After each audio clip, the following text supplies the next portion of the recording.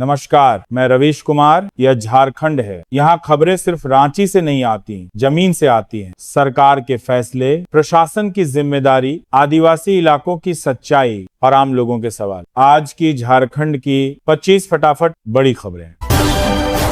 सबसे पहले बात मौसम की। फरवरी की शुरुआत के साथ ही झारखंड में मौसम ने एक बार फिर करवट ले ली है।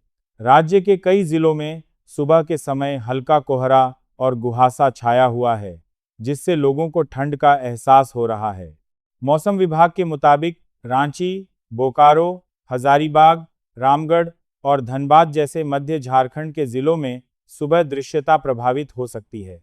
हालांकि राहत की बात यह है कि जैसे जैसे दिन चढ़ेगा, कोहरा छंट जाएगा और आसमान आंशिक रूप से साफ रहेगा।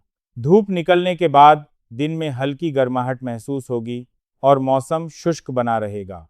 मौसम विभाग ने फिलहाल किसी बड़े बदलाव की चेतावनी नहीं दी है, लेकिन सुबह वाहन चलाते समय सावधानी बरतने की सलाह दी गई है।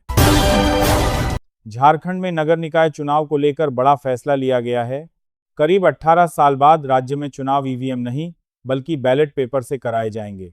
चुनाव आयोग के इस फैसले के बाद सियासी हलकों में चर्चाएं तेज हो गई हैं। अब तक ईवीएम से मतदान होने के कारण नतीजे 6 से 7 घंटे में आ जाते थे, लेकिन बैलेट पेपर से मतगणना में 72 घंटे या उससे ज्यादा का समय लग सकता है।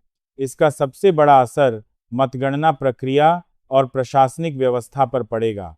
हालांकि चुनाव आयोग का कहना है कि यह फैसला पारदर्शिता और विश्वास बढ़ाने के लिए लिया गया है। दुमका में झारखंड मुक्ति मोर्चा के 47वें स्थापना दिवस पर मुख्यमंत्री हेमंत सोरेन ने केंद्र सरकार पर जोरदार हमला बोला।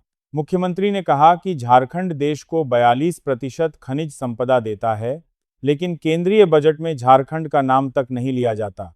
उन्होंने कहा कि झारखंड के साथ लगातार अन्याय हो रहा है। सीएम ने साफ शब्दों में चेतावनी दी कि अब झारखंडी चुप नहीं बैठेंगे। अगर जरूरत पड़ी तो सड़क से लेकर सदन तक आंदोलन किया जाएगा। यह बयान आने वाले दिनों में केंद्र और राज्य के बीच कराव को और तेज कर सकता है। राज्य सरकार ने छात्रों के लिए चलाई जा रही गुरुजी क्रेडिट कार्ड योजना में अहम बदलाव का फैसला लिया है। अब छात्रों को शिक्षा ऋण मिलने में पहले से ज्यादा आसानी होगी। सरकार ने ऐलान किया है कि जो छात्र पहली किस्त जमा कर चुके हैं, उन्हें वह राशि वापस की जाएगी। अब तक 2471 आवेदन स्वीकृत हुए हैं, लेकिन केवल 1046 छात्रों को ही ऋण मिल पाया था। सरकार का कहना है कि यह बदलाव छात्रों के हित में किया गया बड़ा सुधार है, ताकि आर्थिक परेशानी के कारण किसी की पढ़ाई न रुके। रांची रेलवे स्टेशन को अब लंदन और जर्मनी मॉडल पर वर्ल्ड क्लास बनाया जा रहा है। स्टेशन पर एयरपोर्ट जैसी सुविधाएं मिलेंगी। अलग प्रवेश और निकास द्वार, स्लीपिंग पॉड, 36 मीटर लंबा स्काई वॉक और आधुनिक मुख्य स्टेशन भवन बनाया जाएगा। रेलवे अधिकारियों के मुताबिक रांची स्टेशन का काम 1.5 साल में पूरा हो जाएगा। वहीं हटिया स्टेशन का निर्माण कार्य 2027 तक पूरा होगा। इससे यात्रियों को आधुनिक और सुविधाजनक सफर का अनुभव मिलेगा।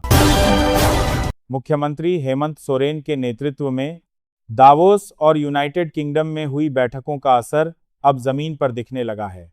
झारखंड में 32 करोड़ से ज्यादा के निवेश प्रस्ताव आए हैं। इससे 17 से अधिक लोगों को सीधा रोजगार मिलेगा। टाटा, जिंदल समेत कई बड़ी कंपनियों ने लेटर ऑफ इंटेंट सौंपा है। अंबुजा सीमेंट्स गोड्डा में 1000 करोड़ का प्लांट लगाएगी, जिससे करीब 500 रोजगार मिलने की संभावना है। उत्तराखंड के दीपक, जिन्होंने अपना नाम मोहम्मद दीपक रखा, उनकी इंसानियत और भाईचारे की मिसाल को झारखंड के स्वास्थ्य मंत्री डॉ. इरफान अंसारी ने सम्मानित किया। मंत्री ने अपने वेतन से 2 लाख देने का ऐलान किया। उन्होंने कहा कि हिंदुस्तान की आत्मा नफरत नहीं, बल्कि मोहब्बत और भाईचारा है। यह संदेश समाज में सौहार्द और एकता को मजबूत करता है। दिल्ली की मुख्यमंत्री रेखा गुप्ता ने बजट को विकसित और आत्मनिर्भर भारत की दिशा में मजबूत कदम बताया है। उन्होंने दिल्ली को मिले 1348 करोड़ के आवंटन की सराहना की। महिलाओं, लड़कियों के लिए हॉस्टल और युवाओं पर फोकस को बड़ी उपलब्धि बताया। बजट 2026 को लेकर वित्त मंत्री निर्मला सीतारमण और कांग्रेस नेता राहुल गांधी के बीच बयानबाजी तेज हो गई है। सीतारमण ने कहा, आलोचना हो लेकिन तथ्य आधारित होनी चाहिए।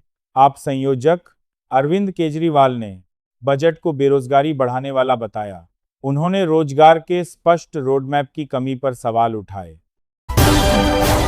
एप्स्टीन फाइल्स मामले में कांग्रेस ने प्रधानमंत्री नरेंद्र मोदी से स्पष्टीकरण की मांग की है।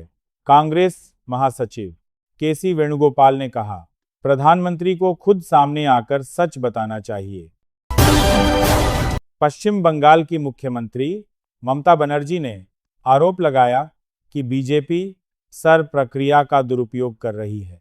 दिल्ली पहुंचते ही उन्होंने केंद्र सरकार पर हमला बोला और कहा, हम रेड कारपेट बिछाते हैं लेकिन हमारा स्वागत ब्लैक से किया जा रहा है। आज की 25 फटाफट बड़ी खबरें, जो जरूरी था वो रखा गया तो चैनल को सब्सक्राइब कीजिए। मिलते हैं अगले वीडियो में।